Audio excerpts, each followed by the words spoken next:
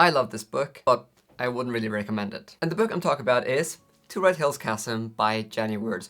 Honestly, since I started this channel, having read almost 300 fantasy books, this book here is honestly one of the best standalones I've ever read, but it's also one of the most challenging books to recommend ever, and I need to tell you why. This book has seriously one of the most challenging and weirdest writing styles you will ever come across in the genre. And just to provide you some examples, on the third page on this book, we read, for example, "Powers be thanked, young man, you're still hale and breathing. With a joint break like yours and a septic laceration, I'd have dosed you senseless and roped you as straight and taken that leg with a bone saw." Or, "Massive pinions deployed and fanned up a stinging barrage of forced air.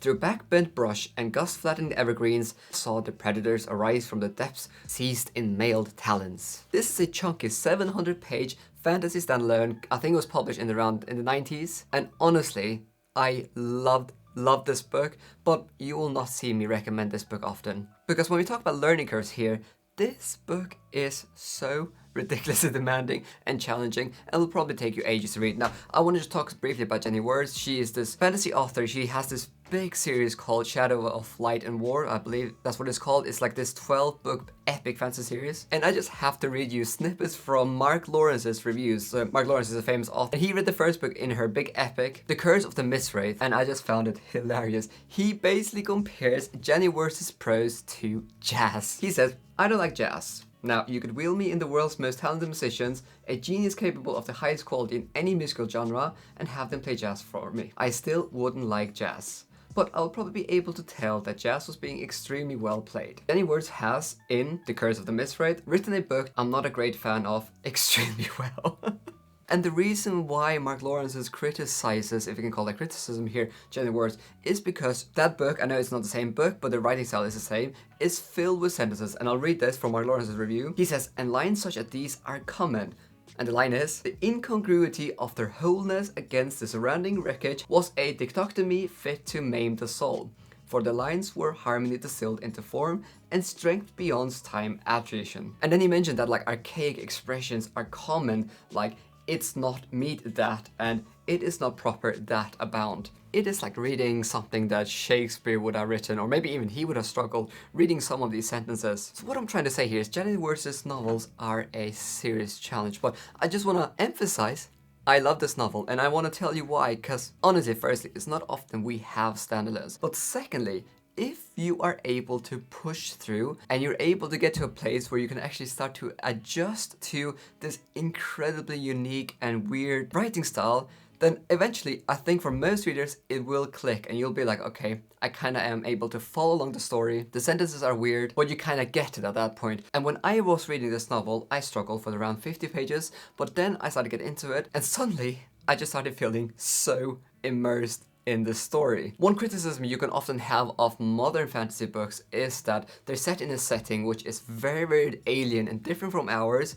and the writing style and the way the character talks sounds very much like people from 2024. But that is not the case here. We have a medieval setting and it feels like we're in the past, and the writing style reflects that. It's so interesting that the way Janny Wurts writes sentences and how the character talks really adds a really interesting and intricate layer to the world building. It really feels like just by having this writing style, the world building is fleshed out ever so more. So in a lot of ways, this novel is a high investment, high reward kind of novel. If you're able to push through and get used to it, you'll probably have a great time. But there's so many other things I really enjoy about this novel. Considering that this is a standalone in an epic fantasy setting and the world building is quite intricate, the characters are really, really compelling. I basically enjoyed every single character in this novel except the character we meet quite late in the book. I'm not gonna mention who the character is due to spoilers, but really, really great character work in such a short novel. Secondly, this is a murder mystery, which is so cool. I know it's kind of becoming the big thing at the moment with like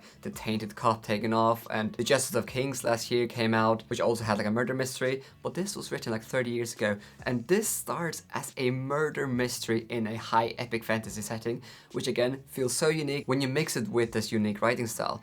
Now, thirdly, This novel reminds me a lot of one of my favorite books in recent times, The Justice of Kings by Richard Swan. This is a murder mystery novel. It feels incredibly unique and fresh, but then it also has these grim, dark, disgusting, and scary fantastical elements. I mean, it probably shouldn't be a surprise when you think about this novel is called To Ride Hell's Chasm, emphasizing this word in the middle here.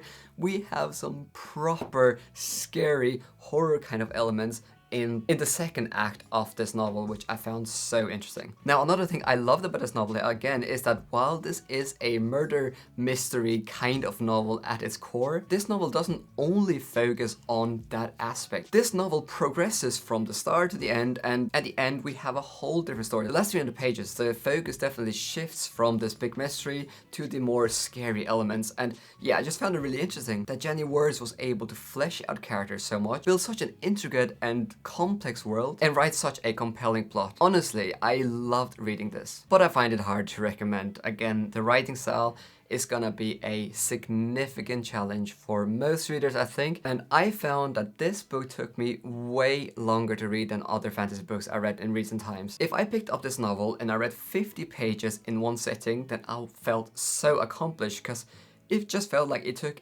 ages to read, because the writing style is so dense and it's so almost archaic, as Mark Lawrence's writes. But then again, it was so great. I felt so immersed. Now, I'm really curious to actually check out Janny Wurts' 12-book epic fantasy series, just because her writing style here really worked for me, and I found it so refreshing and so unique, but I think that's gonna be a significant investment just because of the writing style. But yeah, I would love to hear if anyone else has read this incredibly challenging novel, and also if you have books that you have read in the past that you love, but you don't really find that you can recommend to a wide audience for different reasons. But yeah, overall, I'll probably give this book like 4 stars, maybe even 4.5 stars, just because of my enjoyment, and I really wanted to make a dedicated video because I can just see myself not recommending this book that often going forward, just because the learning curve is so steep. Definitely not a book to start reading if you're totally new to the genre. Thank you so much for watching. Oh, you're still here and you want more? Well, the good news is that if you want more and you want to support me, then I do have a Patreon. Now, if you didn't know, then I have a Viking book club where every single month we read one book together, and you can be the one that can put the book forward. Last month we read this book, and this month we're reading this book. And at the moment we are trialing having Zoom book club discussions after everyone has read the book. So also, if you want to discuss a book with me and other like-minded people, then the Patreon is the way to go. Now, in addition to getting your name in my videos, joining the Viking book club, potentially getting art cards depending on what tier you are, I am also basically spending around 100% of my Patreon income to reinvest back into my channel. Since I launched my Patreon, I have had more than 30 videos professionally edited. And just to give an example, from September 2023 to March 2024, I have spent more than $1,500 into video editing with the aim to consistently post high quality videos for you to enjoy. It is much appreciated.